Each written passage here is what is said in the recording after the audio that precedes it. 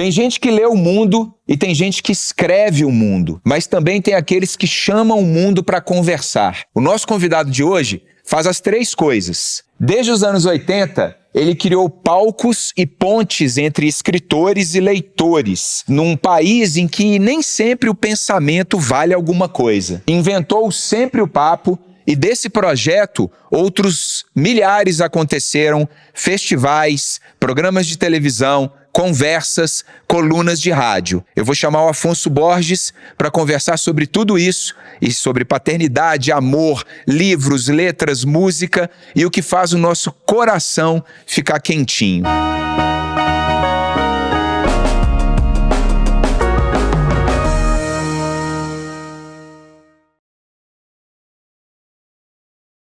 Eu vou ali buscar o Afonso então, porque eu quero saber o que acontece com a alma de uma pessoa que passa a vida rodeada de histórias incríveis. Meu amigo, seja bem-vindo. Tudo bem? Sinta-se à vontade, a casa é sua. Hoje o entrevistado é você, e não você que faz a entrevista. Pois é, isso eu fico numa não é constrangimento, não, mas é diferente. É diferente, né? É muito mais fácil entrevistar. Faço isso há tantos anos. Né? Verdade. Eu acho também, viu, Afonso? Mais fácil entrevistar. Pois é. E agora?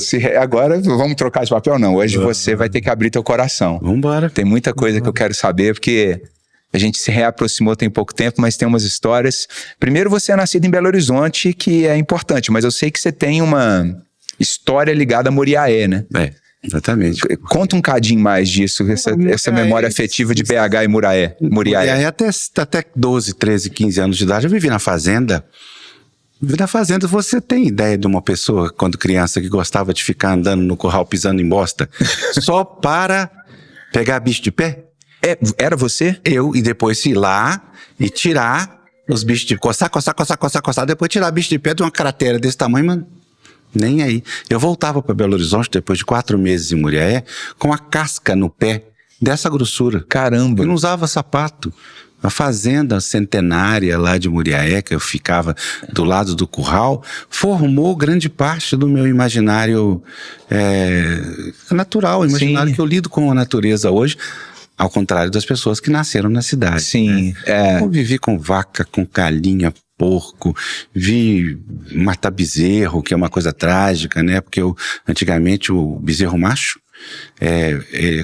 quando nascia, ficava só até a vaca leiteira parar de amamentar, depois matava. E sabe como é que matava? Tem ideia? Não faço ideia. Pode falar assim? Por favor, aqui sem filtro. Amarra a cabeça do novilho de 3 meses à base de um mourão, pega uma enxada, vira a enxada virada, e a ponta da enxada bate na nuca puxando. Nossa, e você viu isso tudo aos 13... Mas você não ficava assustado? 0 a 13 anos. Diariamente não era toda vez? Todas as férias, né? Entendi. Julho e às vezes ficava até 60 dias Caramba. Lá em Muriaé, na Fazenda Barra. E a fazenda era de algum parente, algum amigo? Do meu tio Mário, da minha tia Lilita, dos meus familiares por parte de mãe. Entendi. Minha irmã da minha mãe e tudo. Foi uma parente, guardo com muito carinho essas lembranças, porque são lembranças naturais. Lembranças de fazenda. Que eu não teria se tivesse morado em área urbana ou nascer assim. E as pessoas se assustam, né? Descer cachoeira, viver experiências de uma fazenda centenária de noite quando não tinha luz, né? Era óleo.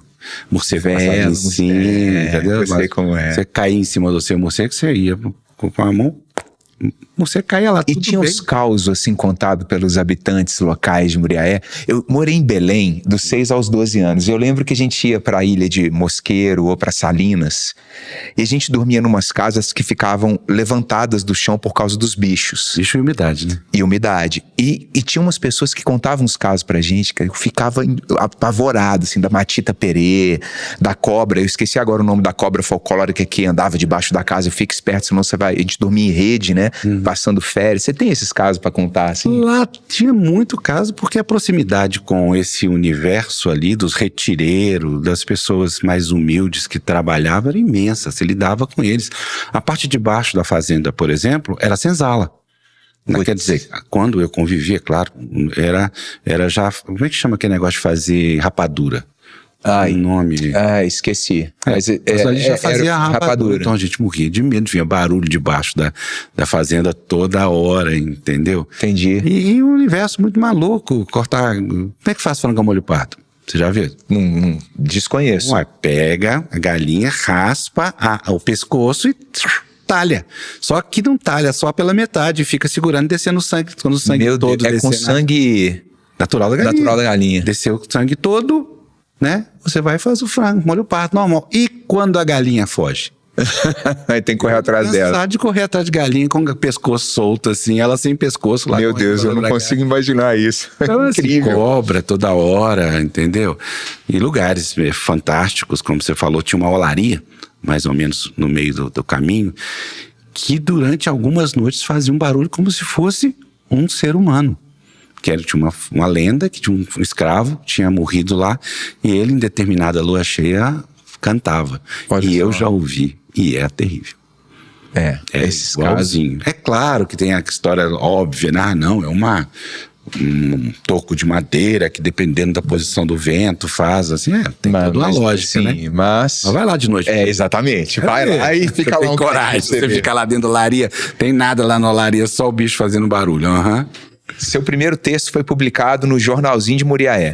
Foi sobre o Ano Internacional da Criança. Olha isso. Quer dizer, eu já escrevia desde muito cedo, né? Era uma coisa de leitura já ali implantada. E aí um dos familiares meus, da família Cambraia, viu um texto meu e falou, escreve, eu escrevi e publiquei lá. Então ali começou esse sentido focado no livro, na leitura e na escritura lá em Muriaé, que me seguiu pela vida. Sim. E você já tinha essa história de observar as coisas da vida acontecendo, na fazenda, etc. A vida no detalhe. Que é a vida que a gente gosta, né? A vida real, né? Depois a poesia tomou conta da minha vida. Durante muitos e muitos anos eu escrevi livros, publiquei livros, e com esse grupo de escritores que hoje são importantes aqui em Belo Horizonte, como Ricardo Aleixo, os Carlos Herculano Lopes, Zé Alexandre Marino, um grupo que a gente fazia livros, imprimia, vendia nos bares de Belo Horizonte, não era morto e obviamente não conseguia pagar a gráfica, e aí ficava devendo, entendeu? Era esse círculo, fazer o livro, vender, e ficar devendo a gráfica, fazer o livro, vender, ficar devendo a gráfica. Você é melhor amigo de todos os donos de gráfica de BH. Todos os donos, nunca conseguia pagar, né? Mas olha, você sabe que tem amigos meus que viviam disso? Vivia na noite vendendo bar em Belo Horizonte. Eu não estou falando de muito longe, não. Estou falando de 78, 79, 80, entendeu? Não é uma coisa...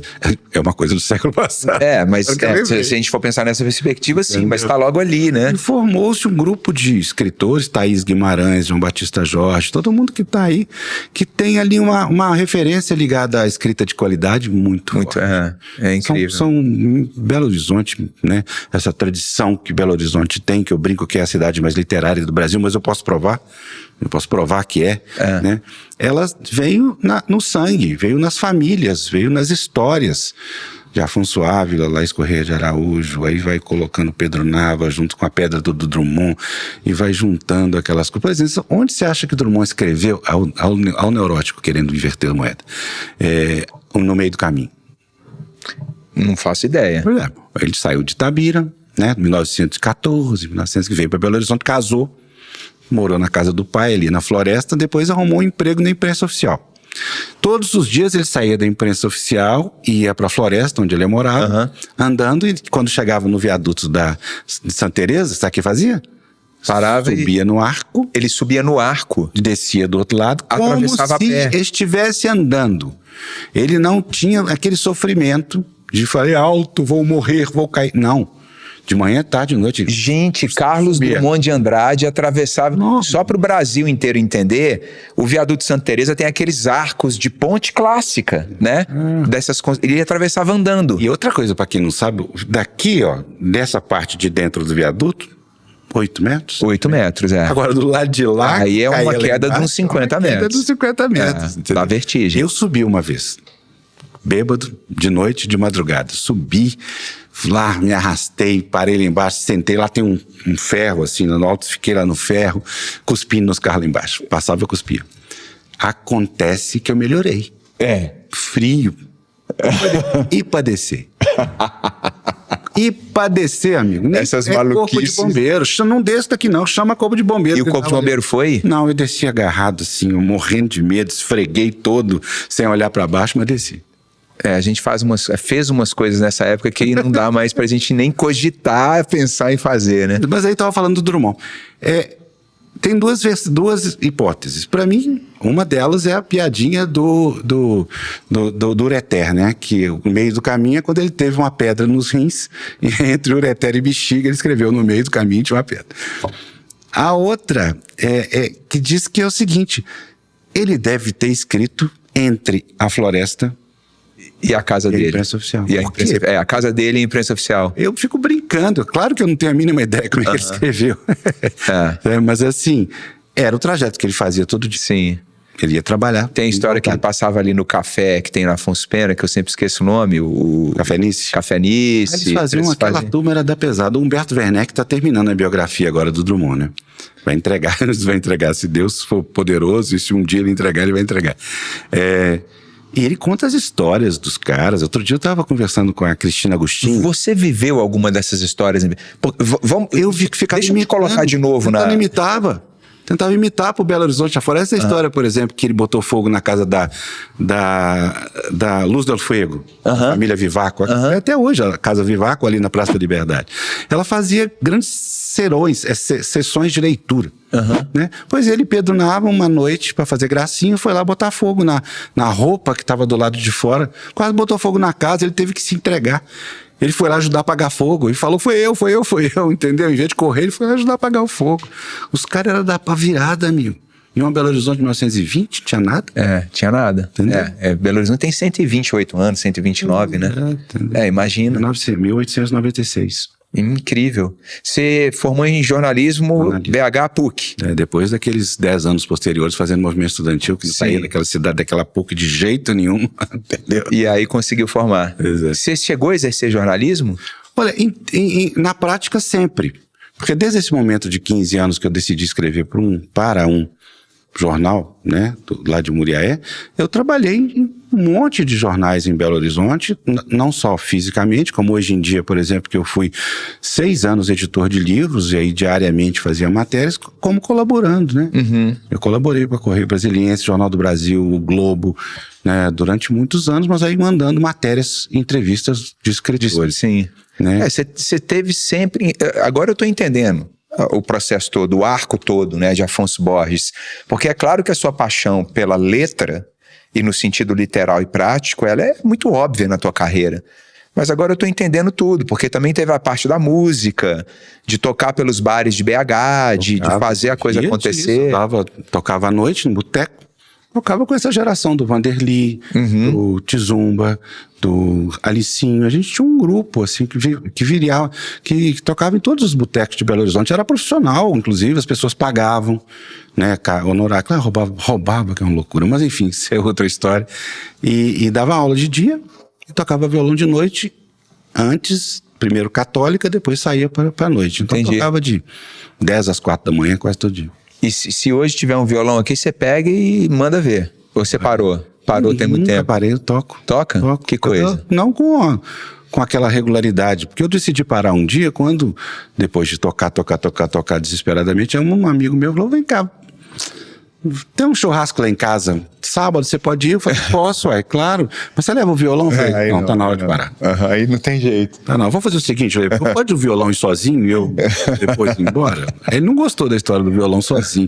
Mas eu entendi que tava na hora de dar uma paradinha.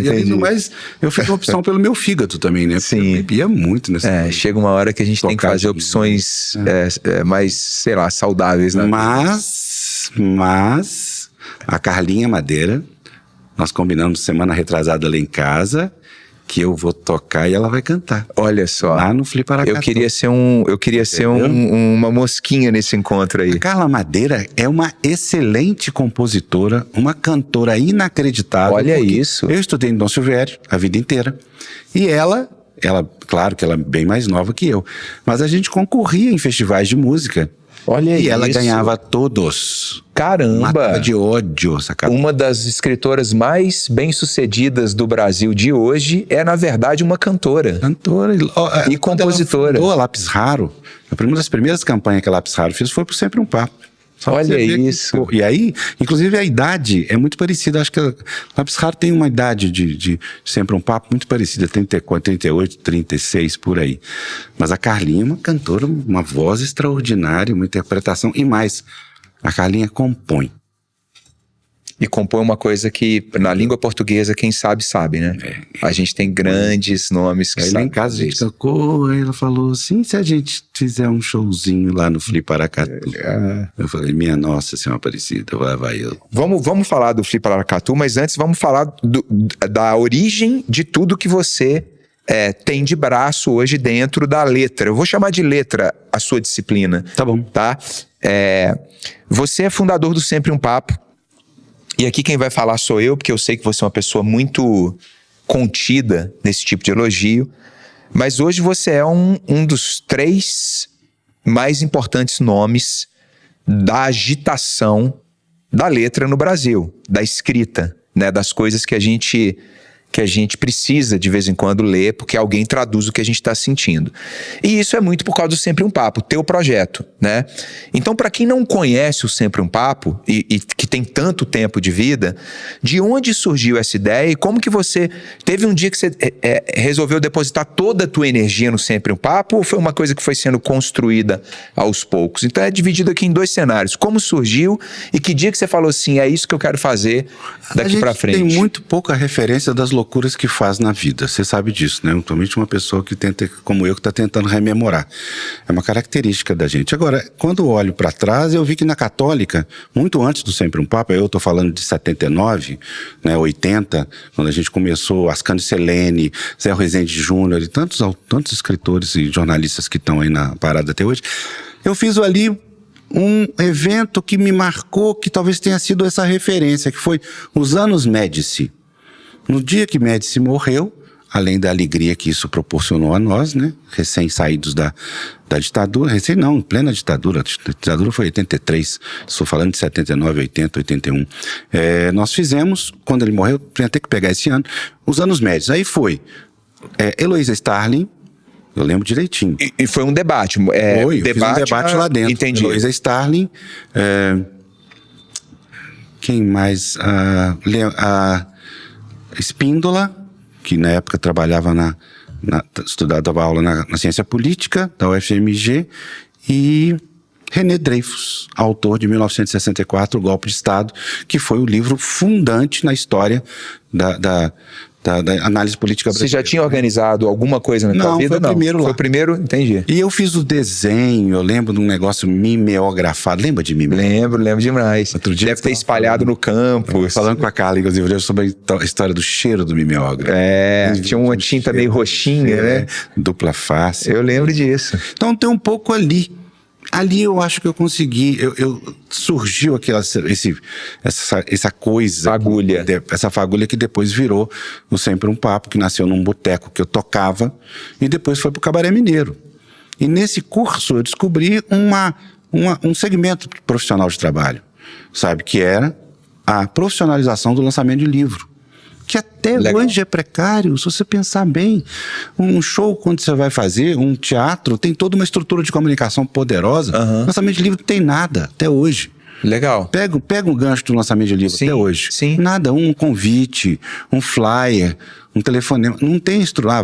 Caramba, eu nunca tinha pensado no Sempre um Papo com esse pragmatismo, que é realmente interessante. Bem, vamos para 1995. Apoio do Estado de Minas e da Rádio Guarani. Anúncio de um 1/4 de página no Estado de Minas, convidando para um evento. Anúncio. 40 spots na Rádio Guarani, chamando para o evento. Flyers distribuídos pela cidade. Eu comprei uma placa de fazer serigrafia. Você já fez serigrafia? Não, em camisa. Pois é a mesma coisa. Mesma coisa. Grandão, vidro assim, que você põe luz embaixo para lá. Sei. Eu fazia os cartazes, o Ziraldo na época, os Ziraldo fizeram um cartaz. Você traz na conversa, cara. É Ziraldo faixa branca. Luiz Stalin pra lá, Jesus. Aí eu colocava o nome da pessoa na faixa branca em letra 7. Lembra? Você não sabe o que é letra 7? Eu sei o que é letra 7. Pô, tô com 51 anos. Aí você pendurava na cidade toda. Passava lá e saía pendurando em poste, em bar. Eu mesmo saía pregando pela noite afora e tudo. E normalmente nessa faixa de idade, nessa época, os convidados ficavam lá em casa, que eu não tinha dinheiro para pagar hotel. E muitos ficaram. Que tipo de convidado ficou na tua casa nessa época, assim? Muitos. Rosmar Muraro. Gabeira até hoje lembra do quarto que ele ficou, porque ele ficou num quarto do lado de fora de casa, não tinha banheiro, e estava fazendo um frio desgramado onde tinha um Doberman. Na época, imagina, nunca imaginei que eu ia ter um Doberman, meu Deus. Ele me mordeu, por isso que eu mandei ele embora. E aí ele não podia ir no banheiro porque o Doberman estava lá fora. Então até hoje ele lembra dessa história do Doberman lá fora. Fernando Gabeira, no quintal da sua casa, sem utilizar o banheiro. Hélio Pellegrino, Herbert Daniel, que depois veio a falecer de AIDS. É um grupo de pessoas. O que é esse grupo? Um grupo de pessoas que não existe mais, que considera a literatura missão. Uhum. Eles viam divulgar livros em Belo Horizonte. A literatura é sua vocação? Eu acho que é também. Eu sou aquele meu oratório lá em casa, que você ainda vai ver assim, tem São José, Buda, um negócio de Umbanda, ao mesmo tempo uma vela que fica sempre acesa, entendeu? Eu já decidi resolver isso. Eu tenho 3 oratórios agora. Um só de Umbanda, um misturado e um de igreja, de católica. E aí resolveu mais ou menos na minha cabeça. Então eu sou isso. É difícil falar que é literatura, porque também a produção cultural e a gestão cultural é minha vocação. Sim. Eu sei fazer um festival ou um grande evento que reúne 30, 40 mil pessoas e sei a cor do painel que vai iluminar lá atrás. Hoje, Sempre o Papo, você falou que o primeiro foi em 1995, a gente está falando de 40 anos depois. 86 o primeiro. A gente está falando de 50 anos depois. Não, né? 40. 40 anos, né? 39 esse ano. Verdade, 39 esse ano. Os números são grandiosos, né? Eu imagino que você já deva ter arrastado, eu estou falando de milhares de pessoas, nomes que você já falou que são nomes inacreditáveis. Agora o Sempre um Papo está desaguando nesses festivais que você faz em Paracatu, em Itabira, cidades clássicas para a literatura brasileira. Agora eu tenho uma pergunta para te fazer, Afonso, que você já teve contato com pessoas que falam o que a gente sente muitas vezes, né?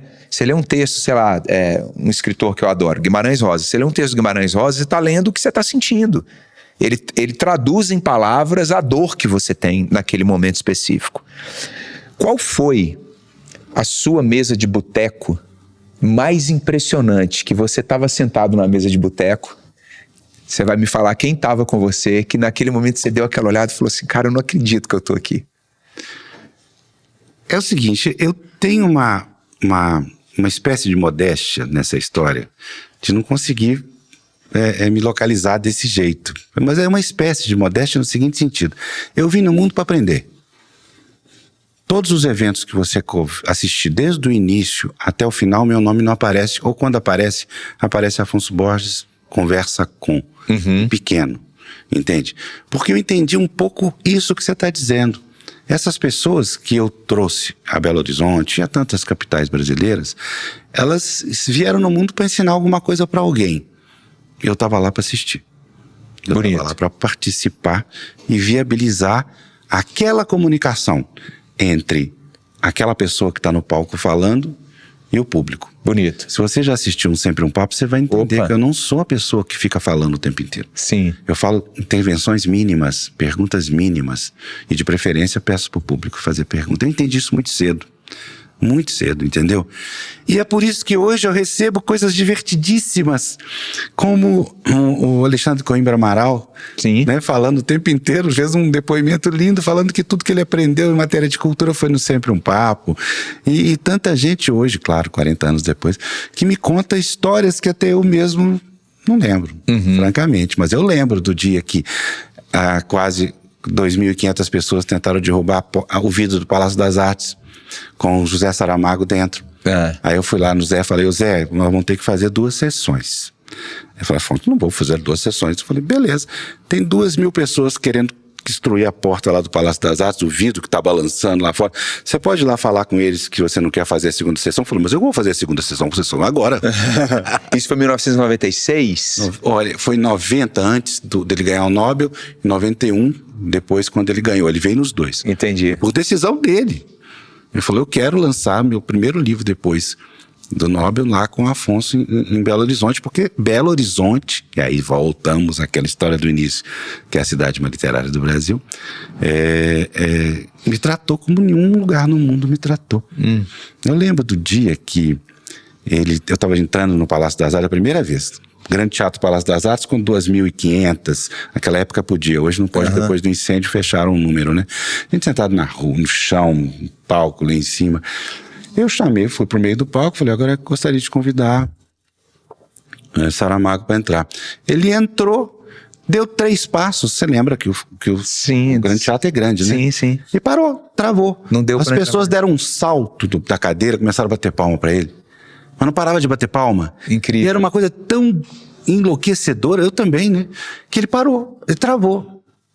Lá parado. Eu falei, gente, eu tenho que ir lá buscar ele. Que incrível. Fui lá, busquei ele. Falei, vamos, José, pra cá. Ele falou assim, pegou pelo braço, me abraçou, falou assim, Afonso, é a primeira vez que eu ouço o vento das palmas. Olha isso, que bonito. Putz, olha só que legal, cara. Sentou junto comigo e aí começou. É a primeira vez que eu ouço o vento das palmas. Né? Desculpa, vento, ouço não, sinto o vento das palmas. Isso vindo de José Saramago em Belo Horizonte. Estou lá e fez uma palestra linda.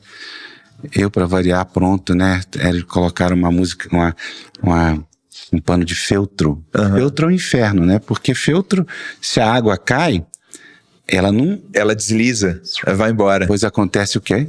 Lógico que a água vai cair. Lógico, mas eu tenho certeza. Ele, Luiz Schwartz, da companhia, e a água.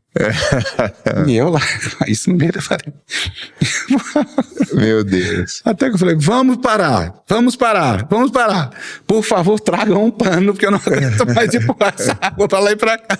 Maravilhoso. Quantas pessoas, quantos escritores e escritoras, você tem esse número na mão assim? Assim, tenho, né? A gente trabalha com esses 3 milhões de pessoas presentes e mais uns 6, 7, 8, talvez 9 mil pessoas, mas é o seguinte, eu fiz todos os lançamentos do Rui Castro, todos os lançamentos do Zueni, Fernando Moraes, Eduardo Janetti, enfim, eu fiz uma geração de escritores que todos os anos faziam questão de vir ao Sempre um Papo. Então, se você considerar o número absoluto, dá muita coisa. Mas autores é menos, porque eles se repetiam. Perfeito. Né? Então tem que considerar isso. Mas está tudo documentado, eu tenho arquivos fantásticos de foto, É óbvio que em alguns deles, como você trouxe mais vezes, você se entrega tanto para esse universo, eles se tornaram amigos. Todos. Todos e amigas. E alguns não estão mais entre a gente. Qual que é o impacto dessa perda para você? Da perda de um gênio ou de uma mente brilhante, de uma mulher, de uma escritora? Muito forte, porque esses autores, pelo menos um grupo deles, sabe? Alguns deles que se tornaram parte da minha vida mesmo. É família, não é amigo a família. Eu acompanhei a vida do Afonso Romano de Santana. Uma semana antes dele se entrevar em cima de uma cama, ele falou comigo, Afonso, daqui a uma semana eu não vou conseguir mais falar com você. Marina Colasanti, até os últimos dias a gente trocava mensagens, até o momento em que ela não conseguia mais se comunicar, a gente tentava falar, sabe? Rubem Alves, a mesma coisa. O Rubem era divertidíssimo. Eu fiz tantos eventos com o Rubem que eu sabia imitar ele. Aí ele avisava o pessoal, falou, cara, vou chamar o Afonso que vai fazer uma imitação. Eu mesmo imitava o Rubem. E essas pessoas, elas passaram a se tornar parte da minha família. O seguinte, de conhecer a vida do outro, ajudar. O Rui Castro me ligava, estou precisando de um favor relacionado a Pilar, minha filha. Eu ajudava ali, parará. Eles vinham toda semana, todo ano no Sempre um Papo. Além disso, nossa relação de amizade permaneceu sempre com Lia Luft, com os que já se foram. Outro dia estava com tanta saudade da Nélida Pinhon, que a gente se falava sempre também. A Nélida tinha a gente tinha um diálogo, uma correspondência intelectual muito, muito interessante. E nesse momento, a gente está vivendo uma virada de geração. Uhum. Nós vamos viver aqui nos próximos 5, talvez 10 anos, vamos alongar para 10 anos, perdas irreparáveis. Perdas de um tipo de ser humano que não existe mais, que é o ser humano que passou a vida lendo. O século XX, você só tinha a leitura como forma de estruturar o seu caráter, a sua formação, a sua ideia e principalmente a mentalidade. Hoje não, hoje a coisa é tão dispersa que a pessoa acha que Instagram ou vídeo, ou filme, ou cinema vai formar alguém. Não tem jeito. Não vou nem focar no livro para não ficar muito desatualizado. É só a leitura que forma a pessoa. Não tem outra, não estou fazendo demérito nenhum de outra arte. Todas as artes são importantes na vida dela, considerando até que um marceneiro ou um torneiro mecânico, ou um belo do motorista também faz arte, né, dentro da sua especialidade. Sim. Mas leitura... Então, assim, nós vamos sofrer. Eu estou sofrendo muito. De certa forma... Amigos que já estão em situação... Eu prefiro não dizer. Mas que já estão numa situação difícil. E essa proximidade dessa perda, ela afeta pessoas sensíveis, né? Não tem jeito, né? Você reflete muito sobre isso, né? Porque essas pessoas, elas são exemplo. Te formaram, mesmo que você não identifique aquela coisa ali. Mas o Enir Ventura me formou através da postura ética de vida dele. Sabe? O Zuenir me formou. O que ele fez? Poxa, não fez nada, ele existiu. Sim. Afonso, você fez 30, 40 eventos. Eu não tinha uma piadinha. Teve uma época que o Zuenir vinha tanto aqui em Belo Horizonte que chegamos na Casa dos Contos uma vez. Um amigo meu, Flamínio Fantini, que praga daqui, que falou assim: vamos mudar o nome do projeto Sempre o Papo? Falou, como sempre um Zuenir. Ficou 2 anos sem vir por causa da piadinha dele. Entendeu? Mas voltou. Então, assim, e o Afonso Romano de Santana falava que eu fazia. No fundo, era uma universidade livre. E eu gosto da definição de universidade livre, porque um dia eu estava fazendo o lançamento do livro do Bartolomeu Campos Queiroz, que falava pouco em palestra, confesso. Mas eu fiz um evento do Bartolomeu e veio uma senhora com o marido e 3 filhos. Isso já tem uns 10 anos. Aí eu falei assim: Afonso, eu sou da UFMG, sou professora, eu quero aqui te agradecer. Porque aquele dia, em 1988, quando Zuenir Ventura acho que ele estava com o Ricardo Gontijo, não me lembro, fez o lançamento do 68 anos que não terminou, eu estava lá. E eu era uma professora. Naquele dia eu saí de lá, mudei minha vida. Me formei na UFMG, conheci meu marido, estão aqui meus 3 filhos, estou aqui para te agradecer. Que demais. Aí enche o coração. Legal. Deu para entender? Aí, o que está acontecendo? Eu não fiz nada, gente. Quem fez foi o Zuenir e todos os autores que estavam ali, utilizando, Gustavo, a técnica mais antiga da história da humanidade de transmissão de conhecimento, que é... Contar uma boa história, né? Contar uma boa história. Quer falar. Quer encantar o outro pela fala. Um professor, quantos professores modificaram a vida de pessoas, né? O Bucket List fala sobre o que realmente importa na vida. E parte disso é cuidar de quem a gente ama. Eu sou Gustavo Ziller e o Bucket é uma parceria minha com o Grupo Zelo, o maior grupo funerário do Brasil. Né? Você tem 3 filhos também, né? Filhas, 3 mulheres. Eu tenho 2 meninas e um menino. E a gente vai falar disso, que eu quero entender como que você transmite tudo que você falou pra mim para as meninas, ou transmitiu, ou se ainda faz. E quero começar esse papo da seguinte forma. Essa coisa da perda, para uma pessoa que foi educada ou tem pais, né? Pais, mães, a parentabilidade dentro desse universo, ela acontece de formas incríveis, né? A minha filha mais velha, Joana, ela é muito fã do David Bowie, mas absolutamente fã. adora. E eu lembro que eu comprava disco de vinil pra ela, explicava pra ela as canções, eu tocava Ziggy Stardust pra ela no violão, nunca soube a letra completa, ela decorou a letra e cantava pra eu tocar, era uma maravilha. Eu lembro de coisas que a gente fazia em casa relacionadas a David Bowie que era incrível. Afonso, quando o David Bowie morreu, essa menina ficou doente. Ela ficou uns 4 dias de luto. Ela foi para a escola com a camisa do David Bowie, com olheira. Ela não conseguia produzir, o negócio bateu nela de uma forma que eu falei assim, gente, como assim? Eu fiquei assim... e aí eu vi que tinha um pouco do impacto dessa coisa de você viver na casa de pais que são adoradores de música, que põem o vinil e tal. Qual que é a relação sua com as suas filhas nesse sentido? Qual que é o tamanho da literatura para elas na tua parte, a parte que te cabe como educador?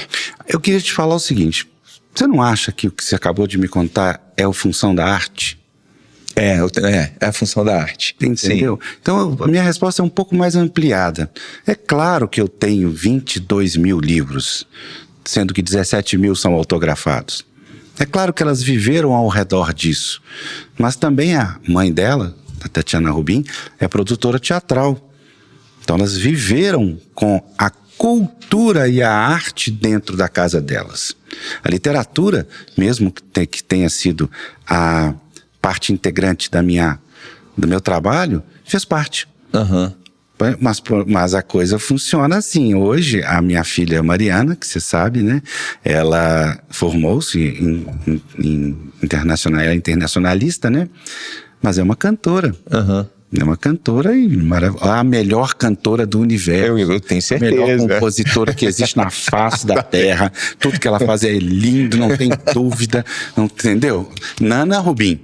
Ela teve que mudar o nome, porque maravilhoso. Mariana Bosch tinha mais de 700, 150, não conseguiu nem registrar. Então ela chama Nana Rubin. A Isabela, que é o Sol, nasceu dia 7 de agosto, no dia do Caetano Veloso, portanto não nasceu, estreou. Né? Ela é arquiteta, mora em São Paulo e também tem ali a arte na mão dela.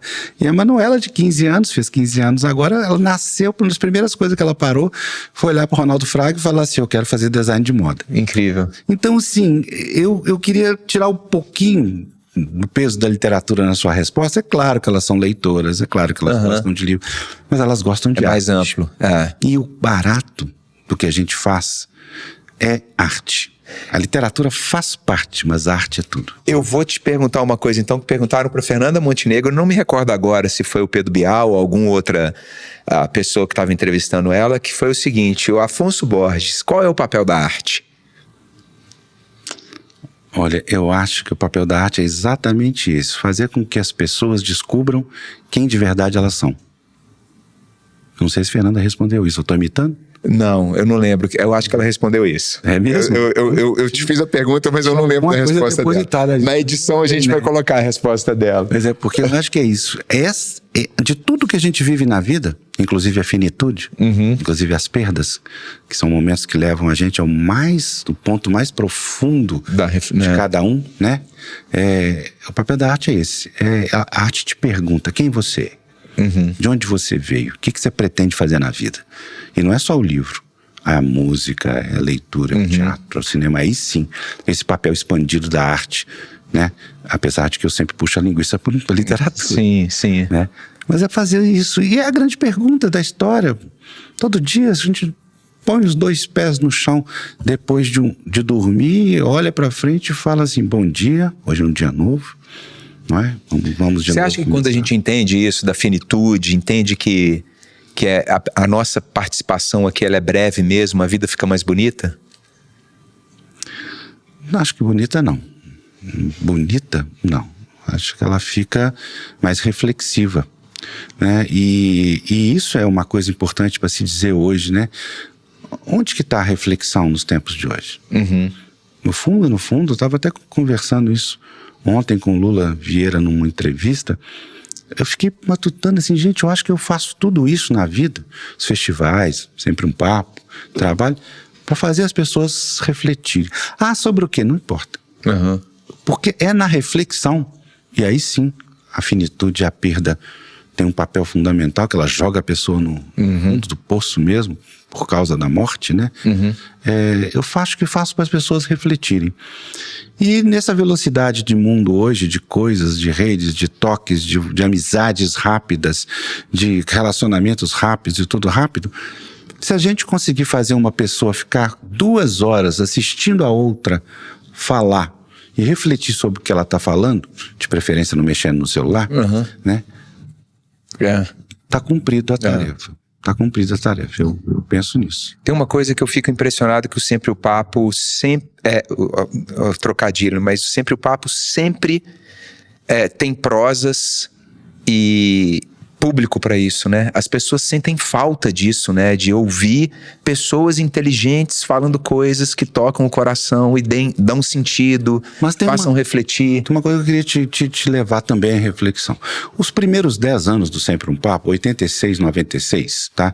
Saída da ditadura, início da abertura democrática e etc, etc. Eu fazia debates com 3, 4 pessoas na mesa. Por quê?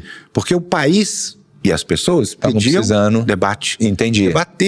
Debater assuntos que foram represados nesses 24 anos de ditadura que antecederam. Entendi. Mas em algum momento eu parei. Por quê? Porque a minha resposta está dentro da sua pergunta. Porque as pessoas começaram a querer conhecer experiências. Entendi. Histórias, casos, falas, entendeu? E aí, realmente, hoje o modelo é de um convidado só, falando o que tem que falar, porque também é 1 hora só. E 1 hora é pouco. Deve ter até quase aqui acabando, 1 hora é pouco. Já os festivais, não. Os festivais são sempre 3 pessoas, falando de um tema que a gente propõe. E uma programação ampla, né? Então vamos entrar nos festivais, que eu acho isso importante. Hoje o número de festivais que você já realizou também é um negócio incrível, mas tem alguns hoje que você organiza e faz a curadoria que são meio que emblemáticos, né? Um deles é de Itabira, o outro de Paracatu, 2 cidades icônicas aqui de Minas Gerais. Por que você resolveu fazer esse modelo de... foi uma extensão natural do Sempre um Papo? Foi pela afinidade. Todos os convidados dos festivais são convidados do Sempre um Papo. Então é uma espécie de extensão. Mas a proposta é bem diferente. Sempre foi. E essa é uma proposta que foi avançando. Ela foi melhorando e melhora a cada ano. Sabe? E aí entra o outro. Não fui eu que fiz. Como assim? Não foi você que fez? Não fui eu fiz a organização.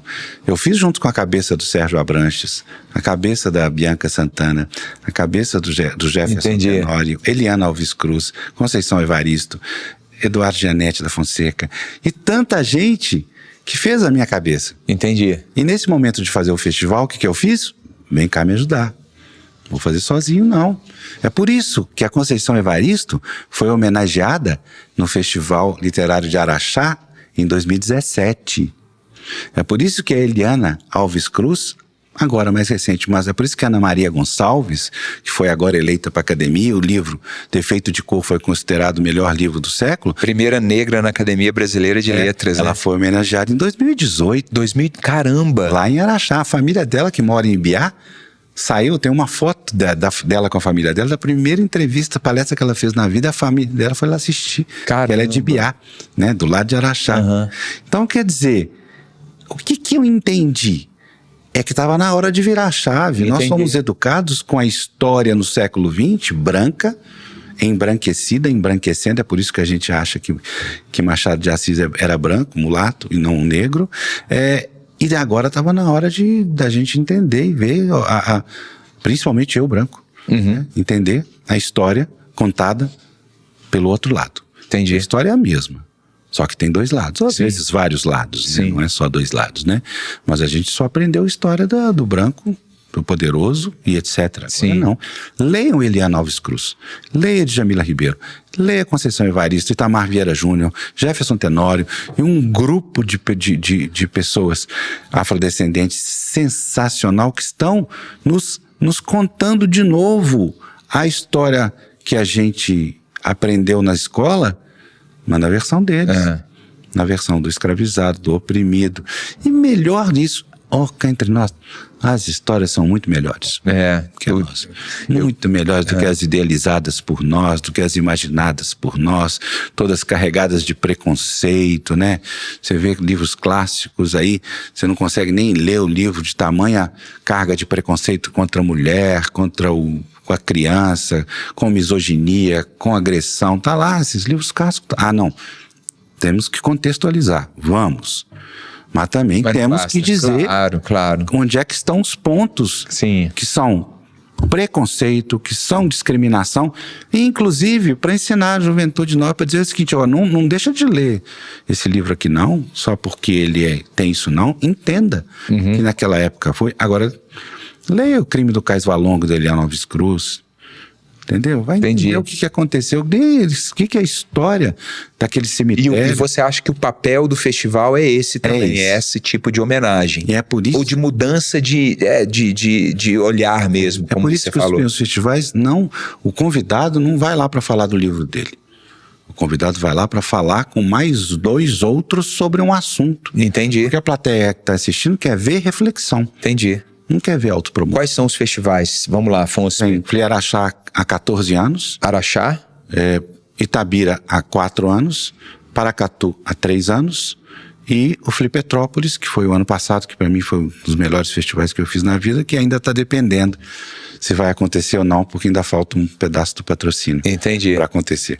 Então, o Fli pela ordem, 26, 27 a 31 de agosto, Paracatu. 1º a 5 de outubro, Araxá. Antes, 24 a 28 de setembro, Petrópolis. E Itabira, sempre no aniversário de Drummond, 31 de outubro. Aí fica 28 de outubro a 2 de novembro. Maravilhoso. E cada um de um jeito, cada um encarnado com um sentimento. Esse ano eu cismei com a Encruzilhada. Você e o Simas. Luiz Antônio Simas nós também. Falamos o tempo inteiro, ele tá e o Ricardo Aleixo também. Os 3. Conversa muito. Você tem que promover uma mesa então, né? Você, Simas, o Ricardo, e de repente mete o Robert T. Johnson lá, encarnado por alguém. Eu vi uma música de uma cantora baiana nos nossos 4 anos lá na Bahia, na casa de uns amigos, e eu fiquei com essa música na cabeça porque ela, em determinado momento da música, do clipe, mostra as encruzilhadas e bate, eu falava, gente, e outra coisa, todos os meus festivais esse ano, Araxá é Encruzilhada, Literatura e Desumanização, do Walter Hugo que vai, tá? Fli Itabira, Fli Araxá é Encruzilhada, Literatura e Memória, porque a Escolática Mukaçonga vai, e a vida da Escolática é a questão de lembrar, né, de fazer essa referência de memória ao massacre de Ruanda. E lá em Itabira é Encruzilhada, Literatura e A Máquina do Mundo, em homenagem ao Drummond. Quer dizer, mas lá é sempre homenagem ao Drummond, não tem novidade. Então, assim, e nós estamos aonde hoje, se não numa encruzilhada? Incrível. Rapaz, que coisa maravilhosa, é o que você falou, a gente tem que ficar, aliás, se Zueni Ventura, quantas vezes que Zueni Ventura foi no Sempre o Papo? Maldade. Eu tenho liberdade poética de dizer que você vai ser o meu Zueni Ventura, então, tem história demais pra contar, Nossa, Jesus. A do Chico, até hoje o pessoal fica perguntando, né, aquela história do Chico Raduan Nassar, você sabe da história? Não sei, por favor, quero saber. O Chico veio fazer show e ele tava fazendo aquelas leituras com o Raduan. Um lia O Menino a Caminho, outro lia... Eu esqueci. Bem, mas a leitura tinha que ser de tarde, porque de noite tinha show. Beleza. Sábado à tarde, 2.000 pessoas no Grande Teatro Palácio das Artes. Entra eu, Chico e Raduan. E o Raduan tava com o livro dele, assim, o livro do Chico na mão, né? Porque ele lia o livro do Chico e o Chico lia o livro dele, todo marcadinho, né? Das leituras que eles já tinham feito no Rio e São Paulo. Pois é, decidiu fazer gracinha. Abriu o livro em qualquer página. O Raduan. E o Chico lendo o que ele... Já tinha acabado de ler. Entendi. Qualquer página. E começou a ler a página onde um cara faz uma cantada a uma prostituta. Nossa. Toda, literatura. Uma cantada que tinha palavras... Mas constrangimento apareceu ali. Ele começava a ler e começava a rir. O Chico já entendeu tudo. Ele olhou pra ela e falou assim, meu Deus, virou pra mim, funça na Ai, página Jesus. que ele escolheu. E aí começava a ler, e começava a rir. Começava a ler, começava a rir, e não conseguia terminar as frases que ele ria. E aí começou o público a rir, porque o público começou a entender os palavrão. E aí, de repente, depois de 10 minutos, tinham 2.500 pessoas Gargalhando de rir. Eu descia lágrima, o Chico descia lágrima. E aí, até que eu falei, gente, parou. Raduan, ninguém aguenta, todo mundo passando. Eu olhava pra plateia, tinha Milton Nascimento, Olha só, Adélia Prado, as Célio de histórias. Castro, prefeito na minha frente, assim, o Bituca foi assistir. E todo mundo, assim, não parava de rir, cara. Foi uma situação que durou foi longo, uns 15 minutos. Eu já vivi coisas assim, de catarses coletivas, E aí que eu parei, eu falei, gargalhada. todo mundo respirando. Eu falei Maravilhoso. Assim, falei, Raduan, pelo amor de Deus, volta nas páginas que você E qual que era o livro do Chico que ele estava lendo, você lembra? Até para deixar aí de dica. Faltou aqui. E o Raduan era o clássico lá, o Lavoura Arcaica? Lavoura Arcaica. Não, eu acho que era Menina Caminho. Tá. Menina Caminho. Agora o Raduan era... Ai, Chico, eu esqueci, desculpa. Mas é isso, leia qualquer livro de Chico Buarque e de Raduan Assar, que você vai. Aliás, vamos lá, eu fiz isso com o João Marcelo Bosco ali, eu não devia fazer isso com você também não, mas eu vou, porque eu virei pro João e falei assim, João, se a pessoa quiser começar a ouvir Elis Regina, me fala 3 músicas que você acha que a pessoa tinha que ouvir para conhecer sua mãe direito. Aí ele falou, cara, não dá para eu responder essas coisas. Fez uma coisa lá, mas ele no final respondeu, né? Se a pessoa quiser conhecer a literatura clássica brasileira, você tem 3 livros para recomendar? Eu tenho Não Comece pelos Clássicos. Não comece pelos clássicos. Se é pra gente falar alguma pessoa que quer começar a leitura, começar a ler, não começa pelos clássicos. Então começa por Agora, onde? hoje nós vivemos num mundo diferente do nosso. Sim. Porque a literatura infantil, a partir da década de 80, 75 em diante, até 80, ela ganhou uma dimensão que remodelou a forma de leitura do menino. Hoje você tem uma infinidade de livros para criança que não existia na minha época. Na minha época eu lia Contos de Grimm, Monteiro Lobato, e por aí, lendas, entendeu? Hoje não.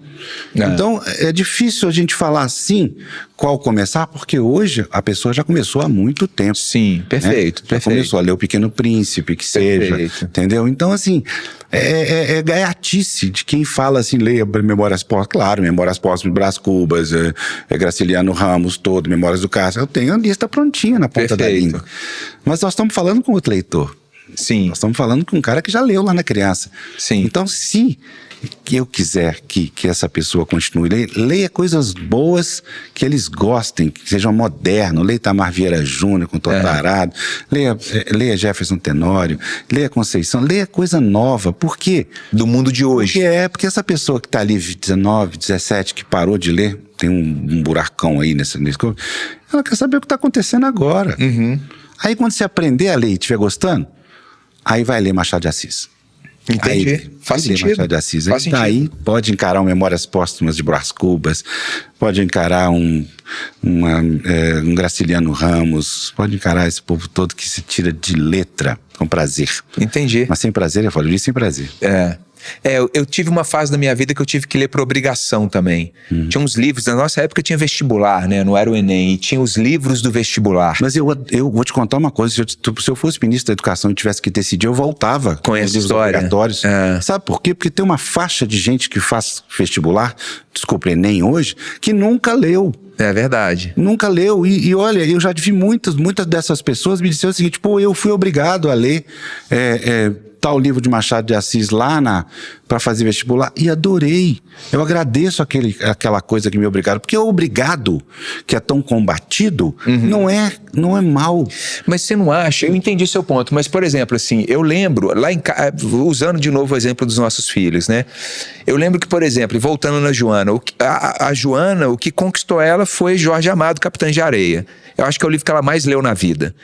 Só que se ela não tivesse chegado nesse livro e lido no momento certo, ela não, eu acho, suspeito, tenho que conversar isso com ela, que ela não teria se tornado a leitora que ela é hoje. Porque foi na hora certa, no momento certo, do jeito certo, sabe? Ela se apaixonou pela leitura. Com a Yara foi outro livro, com o Matheus começou pelos mangás, e agora ele já está nos livros de biologia, uns livros mais carregados. Você não acha que tem um jeito certo também de apresentar para um adolescente ao invés de obrigar? Não acho. É mesmo? Não, é goela abaixo? Eu não tenho. Não, eu tô dizendo o contrário, eu não tenho essa resposta. Ah, entendi. Eu tenho a humildade de dizer que eu não sei. Entendi. Eu não sei. Entendi. Porque cada um tem sua história. A Manuela, de 14 anos, ano passado, me pediu, papai, quero ler Clarice Lispector. Eu falei, como assim? Como assim? Você já leu Clarice Lispector? Dei um monte de livro dela. Aliás, tá tudo lá em casa, é só ela pegar, né? Tem até autografado no caso. Você tem 22 mil livros, né? Quando eu mudei, eu tive que alugar uma sala, né? Então, alugado na sala para aquele projeto que um dia... Ai, meu Deus. Casa da Literatura, do Sempre um Papo. É outra história longa que não vamos começar aqui. Uhum. Mas eu não tenho essa resposta, não. Eu acho que cada um encontra a arte, e aí não estou falando da leitura, no momento da sua vida ali por uma ocasião que a gente não alcança. Que a gente não alcança. E eu concordo, obrigar a pessoa a ler é ruim, mas eu gosto dessa ideia porque no fundo a pessoa descobre que a leitura não é ruim. É verdade. Que a leitura faz ele entender, que a leitura faz ele entrar num processo silencioso de abstração, concentração, meditação. Sim. Né? E principalmente no mundo de hoje, isso é fundamental. Sim. Tem que ter um pouquinho que seja. Mas, volto a dizer, se eu tivesse que falar para uma pessoa hoje que não lê o que ler, eu falo, lê qualquer coisa que te agrada, que está na sua vibe. Lê um livro bom sobre a escalada no Everest. Boa. Entendeu? Entendi. Leia a Mir Klink, leia Gustavo Ziller, que daqui a pouquinho vai estar com um livro bom na praça. Aí. Entendeu? É isso, leia o que te fizer feliz. Bonito. O que te completar, o que te fizer, o que te encontra o seu grupo de interesse, numismática, filatelia, leia o que for, mas leia. Boa. O problema é isso, é que tem essa mania brasileira de achar que tem ali uma leitura fundamental dos clássicos, não é. Não é. Tá, engraçado, você mudou meu... Deixa mais leve, entendeu? Legal, muito bom. Deixa mais leve. Você escreve todo dia? Todos os dias, desde que eu me entendo por gente. Eu leio 8 jornais, 9 jornais por dia, todas de 5 a 6 da manhã, e por aí vai. Eu posso te pedir então para você escrever pra gente? Sabe desse quadro que a gente tem aqui? Não. Ah, vou te contar. Ih, eu vou te convidar, não vai ter jeito. É agora que a gente sai correndo? Não, é agora que você sai. E assim, você tem a chance, porque vai ser vamos montar um projeto junto aqui. Nossa senhora, agora eu vou te colocar na situação, mas é assim, eu adoro isso. A gente está escrevendo... Então vou fazer uma coisa muito pior para você. Peraí, eu tenho que sair correndo? Agora é você que vai sair correndo.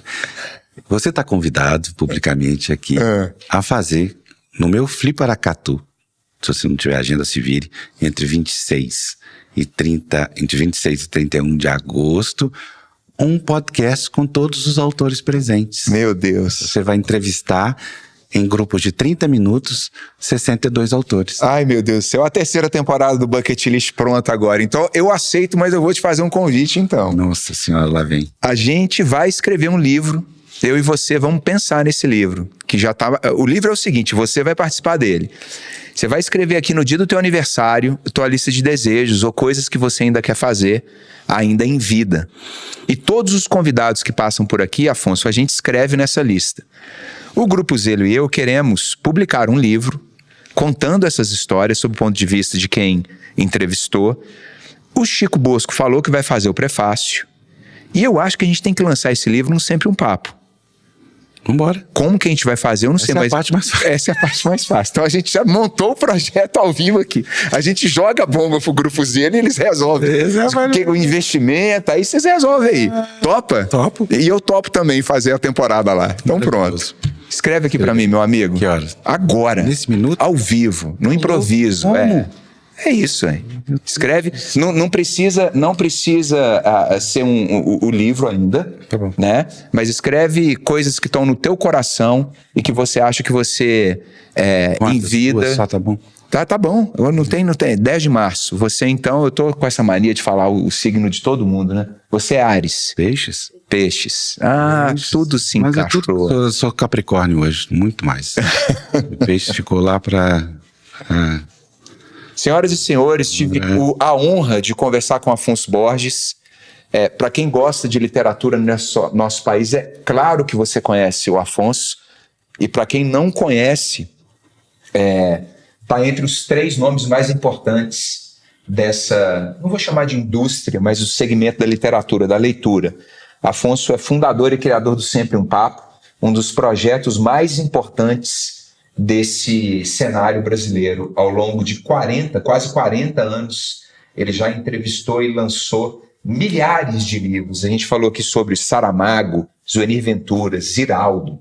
Ele deu exemplos de encontros que tocam a alma e falou uma coisa muito bonita sobre a arte, que a gente vai fazer um corte e a gente vai colocar o trechinho da Fernanda Montenegro também.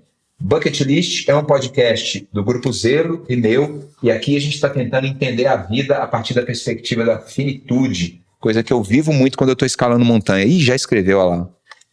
Só que eu não vou mostrar muito não, porque as pessoas não podem saber. Vou deixar aqui, só eu que vou ler. O 3 foi uma revelação, nunca imaginei que ia escrever esse terceiro. Olha isso. Eu tenho ideias fantásticas, mas não conta não. Na suposição. Dá uma assinatura, eu quero seu autógrafo. Agora. 10 de março. Ainda bem que não tinha ninguém. O pé da abre a porta, já tinha 3 ali dentro. Ó, temos uma Fliparacatu para viver e contar a história, e temos um evento para fazer do lançamento desse livro. Quem sabe você escreve o livro comigo. Vambora. A gente faz junto. Mas você tá achando que eu tô brincando? Eu não tô brincando também. Aí tá gravado. Isso aí vai estar público na internet. Para. Vai ter, aqui a gente já tem mais de 20 mil inscritos aí nas redes sociais. O estúdio tá pronto. A gente tem 20 mil. Eu vou ter cobrança de 20 mil pessoas. Procurando uma pessoa pra fazer. E é o seguinte, você já viu a lista de convidados? Você me mandou. Itamar vai falar. Todos eles terão 30 minutos com você. Nossa senhora, as coisas que. Só leve a si próprio. O estúdio está pronto, está tudo pronto, só fazer. Acabou. Terceira temporada de Bucket List direto de Paracatu, Minas Gerais. A gente chamou de Flipod. Flipod. Vai ser, como é que chama isso na linguagem moderna das redes sociais que os cantores falam? Vai ser um. Lembra aí, gente? Vai ser uma collab. Entendeu, Afonso Borges? Bom. A Nina deve saber disso. É uma collab entre Nina e Marina Senna. Não, é collab entre Gustavo Ziller e Afonso Borges. Está fechado. Querido, muito obrigado. Muito bom, cara. Muito obrigado. Prazer, que história. Depois você me chama só pra contar só nada. Só a história do Sempre. A gente vai fazer um episódio só de causos. Afe Maria, mais uma prosa genial aqui no Bucket List. Eu não canso de dizer que as conversas são inspiradoras. E também tem inspiração nessa história de você cuidar de quem você ama. O Grupo Zelo é o maior grupo de plano funerário do Brasil e é meu sócio aqui no Bucket List. Quer saber mais de como você consegue proteger tua família? Clica aqui no link da bio.